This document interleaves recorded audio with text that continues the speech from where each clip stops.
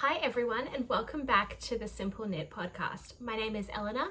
You can find me on Instagram and Ravelry as Simple Knit Co and hanging out here on YouTube chatting about all of my latest knitting escapades.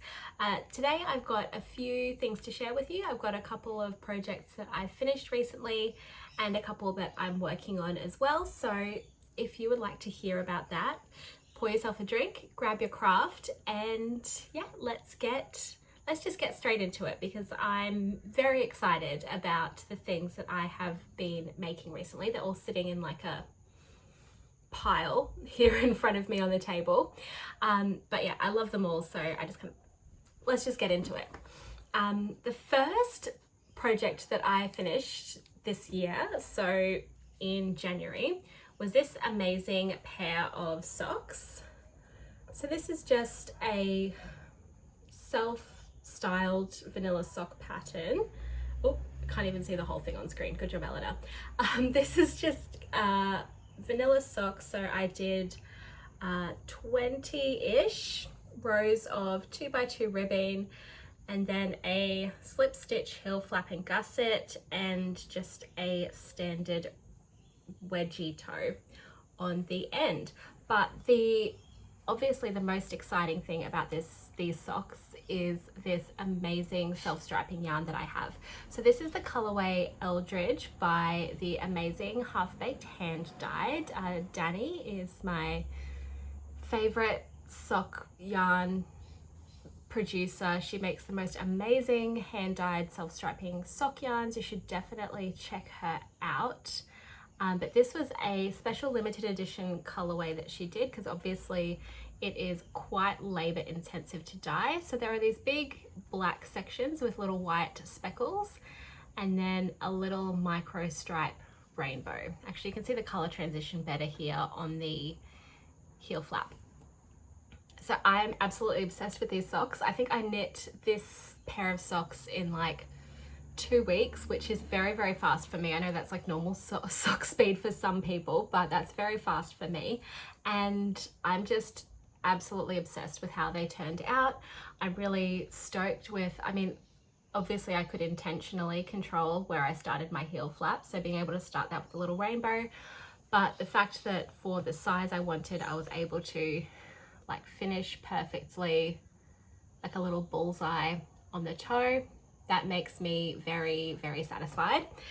So yeah, they're both exactly the same, little friends, and I just can't stop staring at these. Like when I was working on them, I just couldn't stop staring at how absolutely beautiful this yarn is. And yeah, these are probably my favorite socks ever, probably.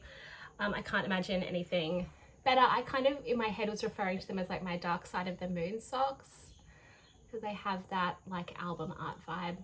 Like if you would ask me what the inspiration for these socks would be, that would be what I would say. But actually Danny said these are inspired by fireworks in a night sky. So you have the night and the stars and the beautiful fireworks. Yeah, I don't think there's that much else to say. I did my standard 64 stitches for these on a 2mm needle, but I did do them on magic loop. I'm 100% forever, well for now, back on knitting all of my small circumference things on magic loop. I was like a 9-inch circular needle person for a while, but I don't like, my hands don't like it. It's really, I find them quite uncomfortable to use, and I kind of powered through using them because they seemed like, this is so silly, but they seemed like the serious sock knitter needle. Like if you're a real like pro sock knitter, you should be using the 9-inch circular needle. But the way I knit, like my hands are just so much more comfortable with a longer needle tip. So using the little tiny fiddly ones, it wasn't actually any faster. And I couldn't knit for as long kind of continuously on those small circumferences because it just like, it hurts my hands. So maybe one of the reasons I was able to power through and knit these socks very, very quickly was firstly because I spent the first like week or so of the year in bed sick, so I wasn't doing anything but knitting and watching TV. And also the using Magic Loop, so my hands were comfortable, so I could kind of knit continuously for hours at a time without being uncomfortable. So all to say, there's like no right way to do anything. There's no like, you've got to do what's best for you, which is obvious, but sometimes we all need to be reminded that you can do however you knit, whatever needles you use is the best for you. Whatever your preference is, that is good and right. And if anyone tells you otherwise, oh no, you should do it this way, it's better. If you don't like it, they can shove it. So just do what you like. That's kind of my motto anyway. So yeah, just give you another moment to look at these beautiful socks. And now on to my next finished object, which is the only other finished object that I have. It's this little hat, which kind of goes against everything I just said, because I did knit this on a like a 40 centimeter circular needle, which actually I find that okay. It's the little sock size and then the little sleeve size. So what are they, like 9 and 12 inch circular needles? They're the ones I don't really like. So even sleeves of jumpers in the round now, I much prefer to knit on Magic Loop. But that's not what we're here to talk about. We're here to talk about my other finished object, which is this little Roku hat. I have talked about this pattern approximately 7 billion times before because it is my absolute favorite 1x1 ribbed hat pattern. And this beautiful yarn, you will recognize it if you watched my last episode, which had everything I knit in 2023. I knit the Eureka Cowl by Jessica Gore in this same yarn. It's the Bendigo Woolen Mills Classic 8-ply in the Napoleon Blue colorway, and I had quite a bit left over, so I decided to make also a little blue hat.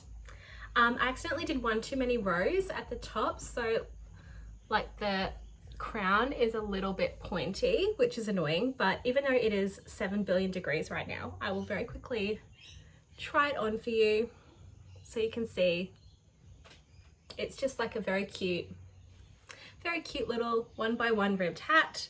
I did this on the recommended needle sizes, I believe. Yes, I did. It's knit on a 4mm needle with a 3.75 to set up the tubular cast on. And yeah, I knit the middle size. There's 3 sizes in the pattern, so this is knit the middle size. And there's really not much else to say. I haven't blocked it. It's just a hat. It'll go into, I guess, storage until it's not 10 million degrees and super humid and I can wear it. But it's, yeah, it's a hat. I love it. I'm still completely obsessed with this shade of blue. I think it's just so beautiful, and like with kind of an all black wintry outfit, wearing this little blue hat I think will be super duper cute. So that is another quick little cute finished object. So on to works in progress, and which one? I think I'll do this one first just to get it out of the, not out of the way of talking about, like out of the way on the table, because this is just like the way I've strategically piled my little dragon hoard of projects. So this is a beautiful shawl pattern that I have, and I have to work out the best way to kind of show this to you. So I had seen on Instagram this exact shawl knit in a black yarn by Katrina from Pirate Pearl Yarns, and I was like, I'm gonna need that exact shawl. And I happen to have a ball of Bendigo Woolen Mills 4-ply in black in my stash, and which gave me basically the perfect yardage for making this shawl. So I cast it on and I am getting towards the finish line. So I'll just try, actually maybe if I get it so there we go. You can kind of, oh yeah, you can get a pretty good idea. So this is the Solidago shawl, which is designed by Jane of Mindful Making. She has a very lovely podcast that you should definitely check out, and also her Instagram, and she's just a lovely person who's very fun to follow.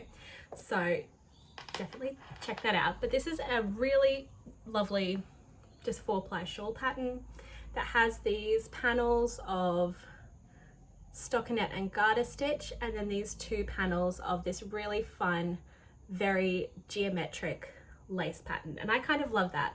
It's, yeah, I love the the diamond shape of the lace, very like kind of graphic and geometric, and not too kind of, it's a bit more, I don't know what the word is, but like not too like, it's lace but it's not lacy, if you get what I mean. But I really love it. I think in the black it looks really, really cool and very striking, and even though it's black, you don't lose the details. So I'm in the second lace section. I think I have about 6 rows left of this last lace panel, and then 1 more garter ridge, and then an applied border that you knit around the outside that is kind of, I think from memory, gives it like a kind of a zigzagged edge, which is also kind of very like quite geometric and graphic as well, which is just stunning. I'm having the best time knitting this shawl. It's very, the sections are very addictive. It's very easy to follow and keep track of where you're up to. I just have a little progress keeper that I move up each time I start a section, and it's very easy to count your rows and work out, you know, how much you need to do, and then tick off on the pattern as you go. It's very, very straightforward and easy to follow. Excuse me, about to cough. No, I'm not. It's very easy to keep track of where you're up to, and it's very, very fun to knit, but it does trick you like a lot of shawls do, because you grow the pattern from, I find this every time I knit a shawl, because they kind of start from the center and then grow outwards, and every row gets longer and longer. So you knit the first few sections, you're like, oh, I'm flying through this, I'm going to finish this so quickly. And really, that's number of rows is not a great way to keep track of how much of the shawl you have left to knit, because the rows get longer and longer. And at the moment, it probably, at least in the lace section, so you have like the active lace row and then a purl row going back across the shawl, probably takes me about 20 minutes to knit each row. So that's like quite a time investment. So you kind of do have to sit down quite intentionally and know that you have like well, at least for me, I don't like to stop mid-row. So kind of sit down, know that I'm going to work on it for an hour, get like 3 or 4 rows knit, and I'm so close. But I also find when the rows take this long, I just don't want to, because it's just too much of a time commitment. But just, yeah, you know what I mean. But I'm so close to being finished, and looking at it actually on camera, it looks even more, I think, striking and amazing than it does. I mean, it's beautiful in real life, but I just can't wait for this to be finished. I won't be able to wear it for a while, but I'm just having so much fun watching this project come together. So yeah, I definitely highly recommend the Solidago shawl by Jane of Mindful Making. And yeah, you should also knit it in a really fun, strong color. I think this Jane's sample was in like a mustard yellow, which was really beautiful as well. But yeah, love me a black accessory. It'll just be so wearable and so easy, you know, like even with the lace detail for like evening outfits where you just want something over your shoulder to keep you a little bit warm, like that striking like black lace will be so stunning. So yeah, I'm very excited. And I do, my giant 200 gram ball of Bentigo is getting quite a bit smaller, so not too far to go on that one. So it should be finished. I mean, the border is going to take, because it's like a knitted on border, it's going to take forever. So it'll be finished eventually is the moral of that story. So my next work in progress is kind of the thing that has seen the most work. I cast it on, I think between Christmas and New Year when I was sick. No, actually, I think I cast it on maybe before Christmas, like on the 23rd or something. But I got a lot done when I was, you know, sick and miserable and had a very not hot girl summer. And yeah, I have quite a few pieces to show you because it is a jumper knit in pieces. So I have made this pattern before, but I feel like I've learnt a lot of lessons since I knit this pattern the first time. I realize where I did not do a great job the first time I made it, and the corrections and amendments I wanted to make to have a really beautiful jumper that does the amazing pattern justice. So I feel like I'm, you know, I know how much I've learnt. I have, you know, renewed vigor. And yes, so let's just stop talking. I'm just trying to, the reason I'm rambling like this is because I actually don't know the best way to show this to you. Let's just show the piece I'm working on at the moment. So I'm making the Klein Jumper by Julie Hoover. I've made a bright pink one a few years ago, which had some issues. I didn't block the pieces before I seamed it. I knit one size smaller than I really should have, so the fit of the dolman wasn't where it needed to be, and also because I didn't block it before I seamed it together, like it just wasn't the way it should be. And the yarn that I used was a very, very, very soft merino, which pilled like not a great, in my opinion, garment yarn for me, and how clumsy and, you know, I'm hard on my clothes, so I'm very, very soft. Very, very soft merino is not the best choice for a garment because I am, you know, like a wrecking ball on my clothing.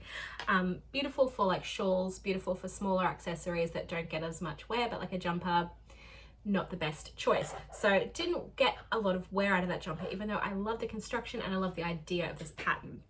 So I wanted to knit it again and make it like perfect. So this is I'm currently working on the front piece. So this is my Klein Jumper, and really the star of the show is this amazing, amazing yarn. So you may remember, if you watched my last video, I did say that 2024 would be the year of rainbow tweed for me. And this is my first rainbow tweed project for the year.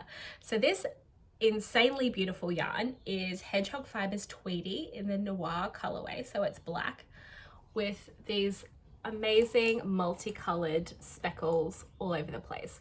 So this is a kind of recycled yarn in, I think some of the fiber content of the like actual base is recycled wool, but then also all of the little colored flecks and tweeds are from, I think, do they say it's like the ties that they use in the dyeing process of Hedgehog Fibers. So you get this amazing array of stunning colors. Hedgehog Fibers known for their very bright, beautiful colors, and you get that distributed throughout the yarn, which is just so unbelievably beautiful. This yarn is very expensive. I did get it on sale at the Yarn Bowl at Banyo. Shout out to the Yarn Bowl. They had it on sale. I think when I bought it at the end of last year, it was like $12 a ball cheaper than the RRP. So I was able to get as much yarn as I needed, and, you know, at a less, it was still expensive even like at the discounted price, but I really wanted it for this perfect yarn for this perfect project. I could get like kind of see the vision of if you're not familiar with the Klein, it's a dolman sleeved jumper. The sleeves are not quite full length. It's got a thick folded neckband. It's a beautiful classic shape, but also has that slight batwing effect that you get from the dolman that kind of gives it, in my mind, like a kind of 80s, like an 80s silhouette. And having it in this like fun yarn, I feel like just complemented that style really well, and I can see this like incorporating so wonderfully into my wardrobe. So I don't think I said I'm knitting size 4, and I am using the recommended needle size. So these are currently 4mm needles. You use a few needle sizes like for the cast on and everything. I even did, so it has you use like a cabled cast on, which is like a knitted cast on, which is so fiddly and annoying, but I did it on all 4 pieces. So as I said, this is the front piece. This is actually the 4th piece that I have knit. So I have knit both sleeves. I'll just show you one, but they're exactly the same. So you can kind of see how deep the armhole increases are. So that's like those shoulder decreases. So that's like your sleeve, like this. Beautiful. But you can see those like those decreases are quite deep. So the sleeves come down quite deep armholes. And I think that the shape of these sleeves really reminds me of like a stingray or something. I think it's really cute and funny. As you get to the top of the sleeves, there is a point in the pattern where it says really make sure that you keep this, the edge as loose as possible, because you're decreasing very dramatically. So what I did is at the start of the row, I would like knit 1 stitch, or do the first stitch. So I knit the first stitch of the row and then do a yarn over, then knit across. And then when you come back, you just drop that yarn over that you've done. So it just gives you a little bit of extra yarn around that edge where you're you can do it when you're either increasing or decreasing. I'm actually doing that as well on my Solidago shawl. So on that shawl, I should have said this before, you increase on both edges on the right side and the wrong side. So you're increasing quite dramatically, which can make the selvage edge quite tight. So after I do my first stitch, I do a yarn over. Actually, on the Solidagos, after I do 2 stitches and then a yarn over, then just continue on. And then when I get to the end of the row, there'll be a yarn over from the last time I came across. So I just drop it. It just gives you that little bit of extra yarn so that that edge isn't quite as tight. I learned that trick in the pattern The Void Shawl by Melanie Berg. She recommends doing that because once again, it's another pattern where you're increasing very dramatic. It's a similar shape, so you're increasing very dramatically just to give you that extra bit of, that little extra bit of yarn length, so it's not quite so taut. Gives it a little bit more flexibility on the edge, which, you know, for a seamed garment, it's important to have that so you can really fit the seams together. So little fun tip. And then I've also got the back piece of the Klein. So there we go. So it's beautiful. It's nice and long in the body. But as you can see also on this one, the where do the decreases start? I'm showing you the wrong side. There we go. That's why. So the arm, like that's kind of where you start the armhole decreases. So they're very deep armholes because it's, you know, wide, voluminous, a really, really beautiful silhouette, I think. But yeah, and just this yarn really is just so unbelievably stunning. So as I'm working, most of the little tweedy bits are spun very well into the yarn, but some of them are a little bit, maybe a bit loose or have a little tail that's not quite spun in. So I've just been keeping a crochet hook near me, and as I go, like if there's a little tweedy bit that's a bit loose or dangling around, or conversely the prettiest part of it's like stuck on the back, I just use a crochet hook to pull it through and secure it as I go. That's, you know, no drama. And the only other thing I'll say about the yarn is it does have kind of thick and thin sections. So actually helpfully on my working yarn, I do have a bit. So as you can see, there's this little bit here with a bit of tweed that's a little bit unspun. So what I will do, I don't even need to wet my hands because it's so freaking hot here that I'm permanently sweaty. So I can kind of just do a bit of a felt together with my sweaty hands. But if you live somewhere that's not a swamp, you may want to just like wet your hands with some water or some spit. we all do it. And just give it a little rub together, and it just kind of flattens it and secures that little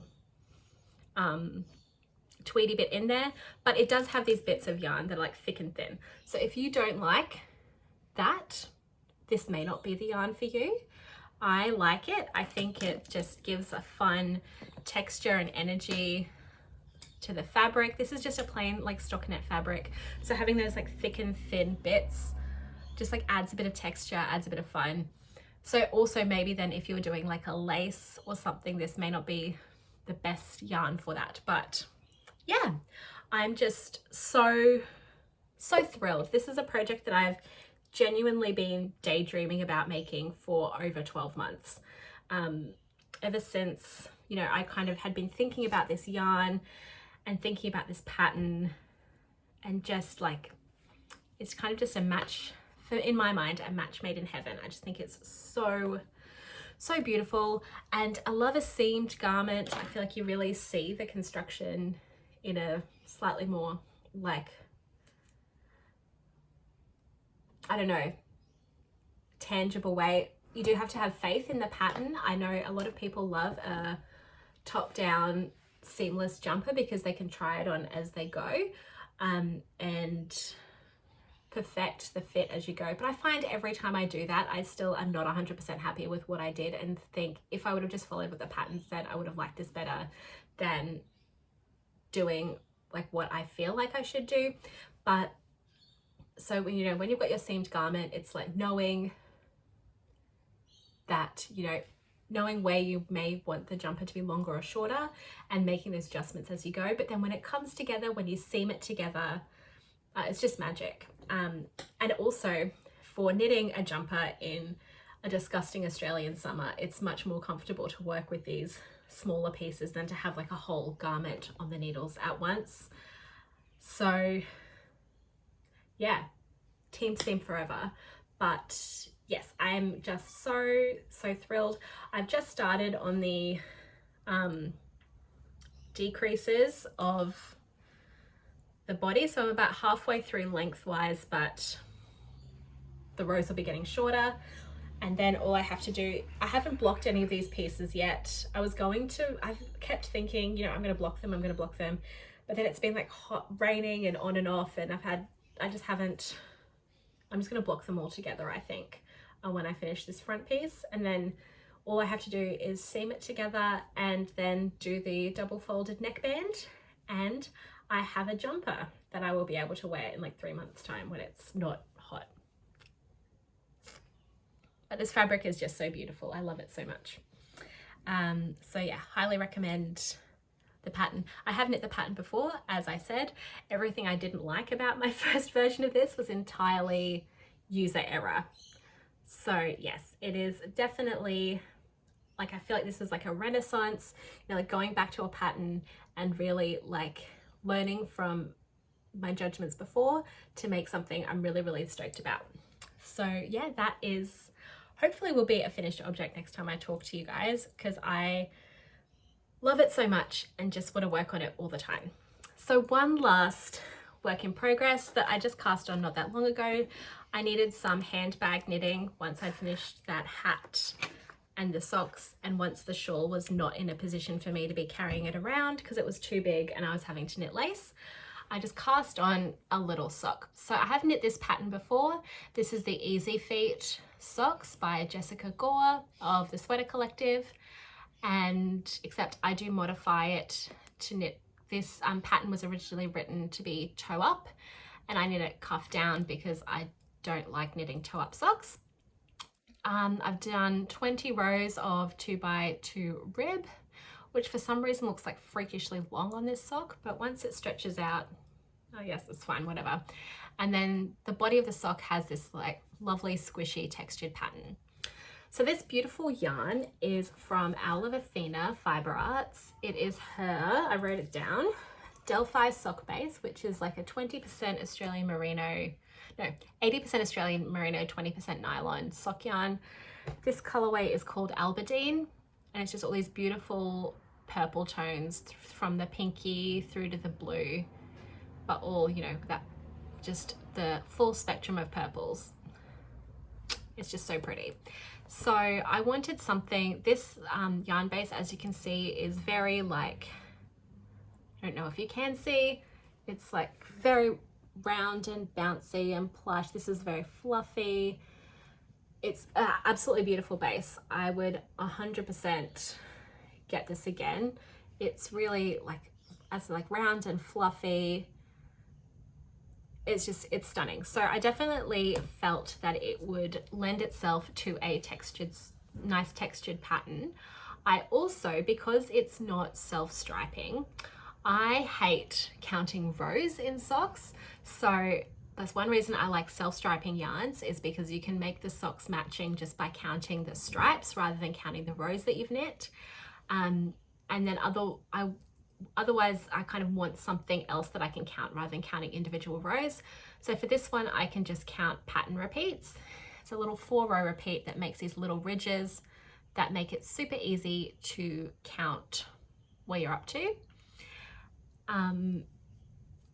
And I was looking at other kind of cable-y patterns, and I just wanted something. I knew this pattern easily memorizable, easy to keep track of where you're up to.